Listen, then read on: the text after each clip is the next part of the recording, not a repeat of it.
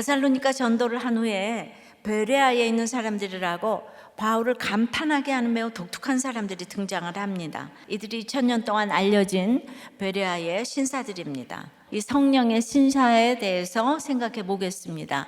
첫째로 독불 장군이 아닙니다. 베레아는 지난주 데살로니가에서 서남쪽으로 약 80km 정도 떨어진 소도시로 그다지 이제 중요한 도시가 아니었어요.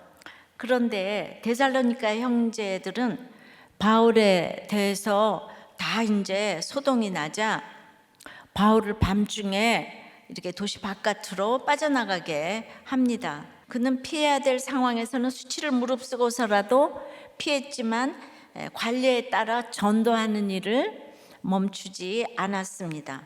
그 밑에 그 제자 동무들에게도 순종하는 모습을 보여줍니다. 복음의 신사는 복음에 유익하다면 즉시 순종합니다. 고리타분하지 않습니다. 바울은 결코 독불 장군처럼 하지 않았어요. 늘 다른 사람들과 협력했습니다. 근데 딱풀 성도라고 자기들끼리만 딱 달라붙는 게 아니고요. 주님의 뜻대로 이타적인 협력을 합니다. 바울만큼 동력자를 중시한 사람이 없어요. 동력자라는 단어 자체가 바울의 단어라고 했습니다. 그래서 데살로니가 성도들이 베레아 성도들이 바로 이걸 알았어요. 그래서 바울이 부탁하지 않았는데도 알아서 적극적으로 주도적으로 사도 바울을 막 도운 거예요. 유대인들은 그렇게 죽이려고 하는데 바울을 돕는 사람들이 그냥 곳곳에 이렇게 있는 거예요.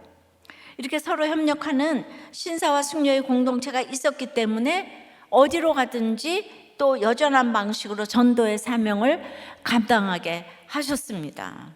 성령의 신사 두 번째는 그래서 간절한 마음으로 말씀을 받습니다. 베레아 사람들이 더 신사적이기 때문에 말씀을 간절히 받았다는 게 아니고요. 반대로 말씀을 간절한 마음으로 받고 성경을 상고했기 때문에 더 신사적이라는 것입니다. 그러니까 태생과 성품이 어떻든 배움이 얼마든 자격이 무엇이든 어떤 환경에서 살고 있던 그저 간절한 마음으로 말씀을 받으면 그것이 진짜 신사적이고 잘난 인생이라 이겁니다. 베레아 사람들은 말씀을 대하는 것도 열정도 으뜸이었지만 더욱더 눈여겨보게 하는 말씀은 날마다 성경을 상고함으로 이 구절에 말씀에 비추어 나를 자세히 살피고 내 삶의 티를 골라낸다는 뜻인데 티를 골라내려면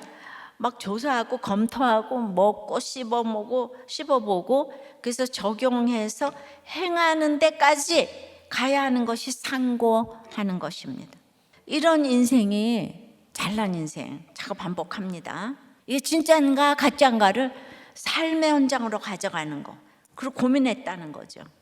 그러니까 이것이 그러한가 하여 우리가 성경을 유대주의의 틀로 왜곡해 받아들여서 문제지 진짜 사심 없이 정밀히 상고하게 되면 다 예수 그리스도를 발견할 수 있어요.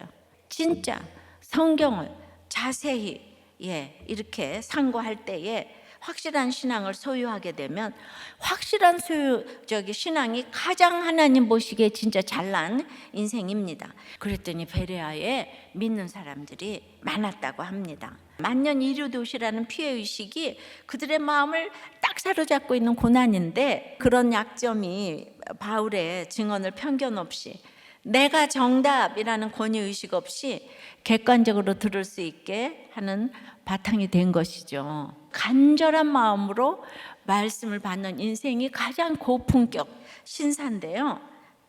이 간절한 마음은 저절로 생기지 않아요. 이 땅에서 소망이 그득그득 찼는데 간절함이 안 생겨요. 간절한 마음은 고난에 비례합니다. 구원의 관점에서는 그래서 우리 인생에서 버릴 것이 그냥 하나도 없습니다. 자, 성령의 신사는 세 번째는 사명의 길을 멈추지 않습니다. 베레아의 많은 유대인들과 헬라인들이 바울의 구속사적 강론을 듣고 이제 믿었다는 소식이 데살로니가에 전해지니까 이 유대인들이 시기심으로 여기까지 또 가서 소동을 막 일으키는 거예요. 그래서 유대인의 선동으로 도시가 시끄럽게 되자 이제 베레아 성도들은 데살로니가 성도들이 했던 것처럼 바울을 또 이제 탈출을 시키는 거예요. 내보내는 거예요. 성령의 신사들은 자기 유익을 구하지 않고 이제 성령의 보내심에 협력을 하는 거예요. 근데 바울은 이번에는 혼자만 가네요. 홀로 떠나는 바울도 유대인의 박해가 시작된 베레아에 남은 실라와 디모데도 각자 자기에게 맡겨진 사명의 자리를 잘 지키는 모습입니다. 위험을 감수하면서 공동체를 위해 자기 역할을 다 합니다. 질릴 만큼 집요하고 끈질긴 방해와 괴롭힘에도 그 길을 멈추지 않게 하시는 분은 오직 우리 예수님이십니다. 따라서 우리가 가정과 교회에서, 우리가 또 세상에서 말씀과 가정, 그 중수의 사명의 길에 마침표를 찍지 않고 그 길을 완주하는 것이 주님과 동행하는 것입니다. 이것이 하나님 보시기에 최고의 고품격 인생, 성령의 신사와 숙녀로 사는 것입니다. 이것은 영혼 구원에 대한 애통함이 있어야지 이 마음이 생기는 거예요. 지혜가 생기는 거예요.